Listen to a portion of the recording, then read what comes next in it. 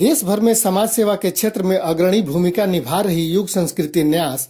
अब अपने कामों को और गति देने की तैयारी में है। इसे लेकर संस्था के बाराखंभा स्थित मुख्यालय में संस्था से जुड़े प्रमुख लोगों की बैठक हुई, जिसमें संस्था द्वारा कोविड, बिहार और असम में पिछले वर्ष आई भीषण बाढ़ और समाज सेवा के क्षेत्र में किए गए कार्यों की समीक्षा हुई। साथ ही जन सेवा में और बेहतर काम करने के विभिन्न विषयों पर चर्चा हुई। बैठक में संस्था के संचालक आचार्य धर्मवीर, अमेरिका में रह रहे प्रमुख समाजसेवी, मोटिवेशनल स्पीकर एवं इंटरप्रेनर हर्ष कुमार, IAS अधिकारी मनोज कुमार, IPS अधिकारी सौरभ शाह, विनोद कांदियाल, विकास मणि, JK अग्रवाल समेत अनेक लोगों ने हिस्सा लिया और अपने महत्वपूर्ण सुझाव दिए। तो हम लोग को जिज्ञासा और हमारे टीम का जो बहुत सारी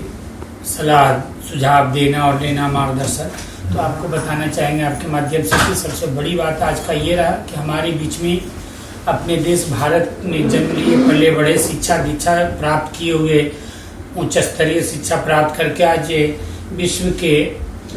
सबसे महत्वपूर्ण राष्ट्र में अमेरिका में रह रहे हैं और भारतीय संस्कृति को, इंडियन कल्चर को और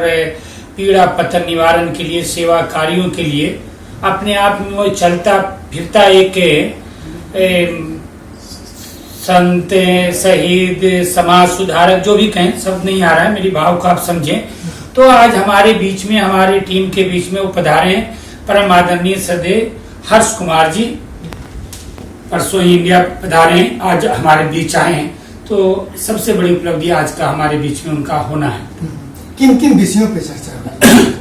हमने पूरे खास करके जो लॉकडाउन के टाइम में हमारा टीम ने कार्य क्या किया, अभी पिछले जो तत्कालीन अभी जैसे आग जलने से, लगने से जो इतनी बुरी तरह से ओखला में जो प्रभावित हुई, फ्लड में हमने किस तरह से काम किया, आसाम से लेके पूरे बिहार से लेके और तमाम प्रांतों में बाढ़ प्रभावित में। तो इन मुद्दों पे अब खास करके जो टैलेंट इंडिया, जो अस्थायी रूप से health India drive, talent India drive हमारे टीम चला रहे हैं, अलग अलग उन लोगों से सुझाव और उन्होंने दिया, मार्गदर्शन दिया। तो उस पर हमारी टीम ने योजनाबद्ध तरीके से हम अपने सीमित संसाधन के माध्यम से, कार्यकर्ताओं के माध्यम से, वॉलंटियर के माध्यम से और हमारे जो मार्गदर्शक हैं, एडवाइजर टीम के, एजुकेटिव टीम के, ये हमारे जो हर तरह के जो वॉलंटियर पूरे देश में विभिन्न प्रांतों में, तो उसकी प्रारूप, रूपरेखा, स्ट्रक्चर और कार्य करने की प्रणाली और हम लोग कितने भावना और श्रद्धा और समर्पण भाव से ओतप्रोत होते हैं, किस तरह से तत्परता के साथ हम काम करते हैं, प्रशासन के साथ हम कैसे तालमेल बिठाते हैं, हम सबका सलाह लेना, सबको सम्मान करना, हम किस तरह से हमारी टीम की प्राथमिकता होती है। तो मैं कल ही यहाँ आया हूँ अमेरिका से, और मैं नॉर्मली जो है साल में 3 बार आता हूँ, लेकिन इस बार कोविड की वजह से मुझे करीब 15 महीने हो गए। तो मैं बहुत ही एक्चुअली तड़प रहा था, ठीक है, और मैं आ नहीं पा रहा था, लेकिन अब आया हूँ और पहले ही दिन मुझको, आज का वर्किंग डे, मेरा पहला वर्किंग डे समझें, और मैंने इनसे ये किया, यू मेड माई डे जिसको बोलते हैं इंग्लिश में। तो मैं इनसे तो खैर प्रभावित बहुत ज़्यादा हुआ ही हूँ आचार्य जी से, लेकिन इनकी टीम से भी मैं बहुत प्रभावित हूँ। एक एक आदमी ने मुझको इम्प्रेस किया, हर आदमी ने, सब भाव से जुड़े हुए हैं। अच्छा काम करने वाले और अच्छा काम को दिखाने वाले में फ़र्क होता है, मैंने देखा जिंदगी में। तो ये ऑर्गेनाइजेशन जो है, संस्था है, ये काम करती है, कोई शक नहीं है इसमें। कितना अंतर पाते हैं आप, चूंकि जब कोई आदमी अमेरिका जैसे या विदेशों से होकर के आता है और तो भारत को देखने की एक नज़रिया उसकी दूसरी होती है, यहाँ के लोगों की ज़रूरतों,